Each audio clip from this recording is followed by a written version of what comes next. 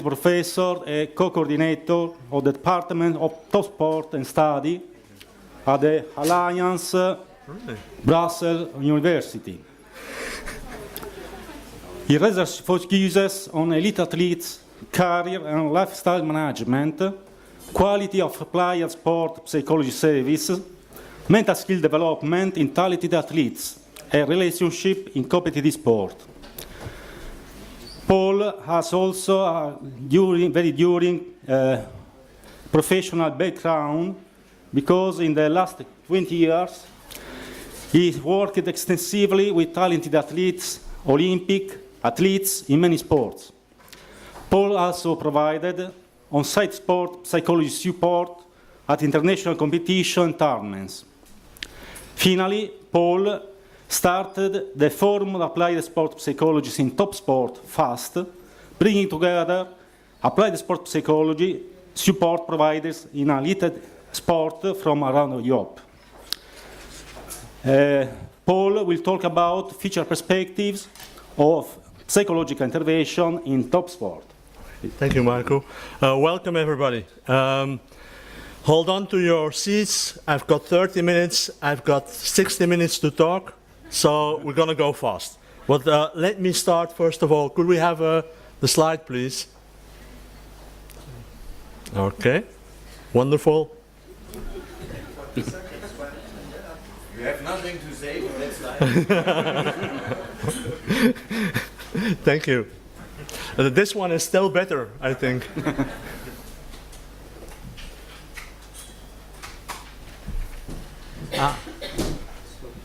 Okay. Okay. This is not. You shouldn't play with this. Okay. Excellent. Thank you. That's an extra 5 minutes I'll get from the organizer. As president of FEPSAC, first of all, I would like to congratulate, in name of our managing council and as president, ISSP, and would like to extend our warm-hearted congratulations for this 50th anniversary and all our support we can provide to ISSP in order to have a second 50-year prosperous development. So, permit me to say, vivat, vivat, semper vivat. That's the only one who understands classical Latin, thank you, Marco, which means hip, hip, hooray. No, it doesn't. And of course, I cannot leave this, but see you in Bern, of course, for the FEPSAC conference, okay? So, this story about perspectives. Let me start with background, because you need to understand why I'm doing this.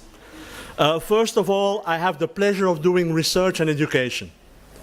But secondly, as Marco said also, I have the privilege as a university professor to work with athletes. So I had my share of experience.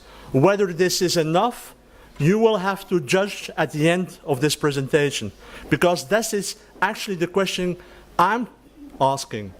Can you have ever enough experience or expertise or competencies to work at the Olympic level? And why has this question arisen? Because since end of 2013, I've been involved with the Dutch Olympic Committee, so the neighbors of Belgium, in order to organize applied sports psychology services to Olympic teams. So I have the pleasure of looking at applied sports psychology from different perspectives. And that's what I would like to do. I would like to use those different perspectives to ask silly questions. Silly because, not silly the island, but silly like ha ha ha. Okay, there goes my second joke. You should laugh. Thank you. Silly questions because some of you will have the answer. Some of you will say, I know how to respond to this. I know that it's true. The more you know, the less you actually know. And that's my challenge. And that's why I'm calling it silly questions. But I would like to underdevelop or give a base to these questions by using scientific research. So one of the first questions I would like to ask is, what do we actually know about performance behavior? Not about sports psychology. So let me give you a very simplistic idea. if you would say that performance behavior is actually being able to cope with the demands put in elite sport. Then you could say an athlete should be able to cope with demands at different levels. And for some of you who will know what will happen, actually Natalia and Rob could do this story. If you look at the different challenges at those levels, you'll see that being an elite athlete changes. So for example, at the athletic level, we have different stages, but also from developmental psychology, we know that athletes are faced with different challenges. I know I'm going to go fast through this because the model is not the purpose, but if you look at the psychosocial behavior, and remember the story of this morning, the ecologic holistic approach presented, the people around the athlete changes also. Let's take a look at academia, at the world of study. You'll see that the first part of the career is actually embedded, especially in Europe, within school.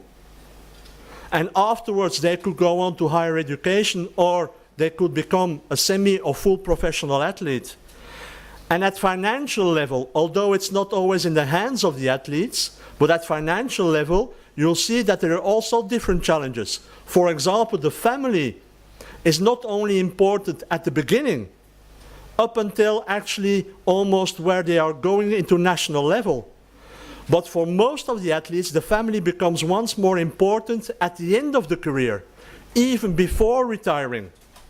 Some of them have to go back to house or to home, to their parents, to have a financial support to go from elite sports to the post-athletic career. Okay? So the idea of this little model is you could understand that coping with those challenges in order to show that performance behavior will differ. And let me give you an example. If you look at talent development, the challenges are very clear, and I've put it in a framework. Now, if you look at a transition, which we know is one of the most important in talent development, the junior-senior, you'll see that there are very different, markedly different challenges. If you then go towards the Olympic level and look at the literature, Rob has talked about this also a little bit, look at the literature, the challenges are very different. And if you then go to the post-athletic career or the end of the athletic career, once again, different challenges. So if I bring everything together, and I know this is a challenge I'm posing to all those with iPhones and making, if you want me to say, now take a photo, because you're going to repeat, so I'll say when to take a photo. Huh? No, just kidding. If I now look at all the challenges throughout the athletic career, from the beginning up until post-athletic career, then my question is, as applied sports psychologists, are we prepared for this? Do we actually have all the knowledge, all the competencies we need? It was an open question, I know, Rob, but no, I don't think so. And so the first recommendation I would like to give is, if we look at applied sports psychology, ensure to have the competencies from a developmental, beginning to end, and a holistic, different perspectives. But actually, shouldn't we be able to specialize? Do we actually talk about applied sports psychology for the whole talent and elite development? Or should we actually be able to think, you know what, I'm going to specialize in talent development? Because there's so much more to know, which at this moment we do not use. Okay? First recommendation. And let me give you an example of how we have used this recommendation, let's say, in tennis. If you look at talent players in talent, and we said we have to have a developmental perspective. So throughout the career, up until age 18, and at different levels, this is the model we are now using. So this is 8 to 18. This is the age in which they are in the national training center of tennis. With the coaches, we actually defined or delineated several, 6 in total, different competencies. And you'll see that some of them are the classic ones. But the others, which coaches feel are so important at the beginning of the tennis career, are related to relationships and lifestyle skills. Okay? Using this, we said, you know what? During the first 4 years, when you're at the National Center, these are the competencies we want you as a coach to develop in your players. Why? Because after the age of 12, they'll go to the next level. And that's where we want to have the same different skills, but at a different level. Because it changes. 12 years, actually at 10 years age, most of them will play internationally already.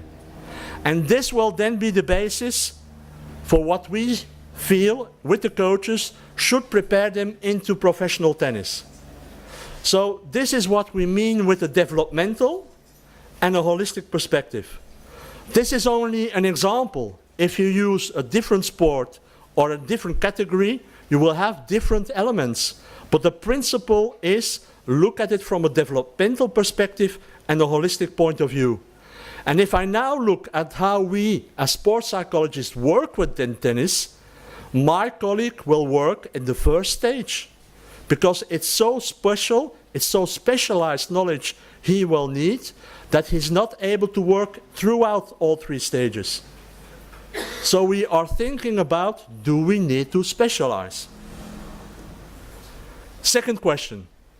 If I look at my colleagues and ask the question, how are we integrated in elite sports? Well, most of them will work within this kind of model.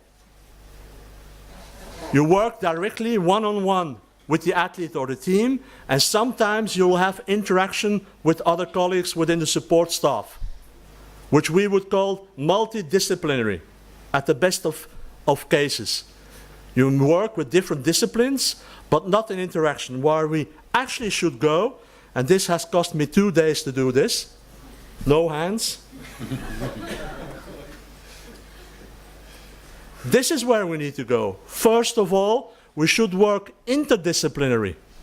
So before formulating recommendations, plans, programs, we should be able to talk with our colleagues in medicine, in physiotherapy, in the coaching, and so on. And on the basis of this, formulate our recommendations. And second point, and this is what this little model shows, the direct interaction with the athlete is through the coach. So try to enhance the qualities of the coach or the competencies so he or she may work on a daily basis with the athletes and the teams. You do not lose anything as applied sports psychologists. You actually gain the respect from the coach who says, yes, you are challenging me, but I'm learning on a day-to-day basis. And if you, Rob or Paul, go away for another mission, I will be stronger than when we started. And that's what we need. Okay?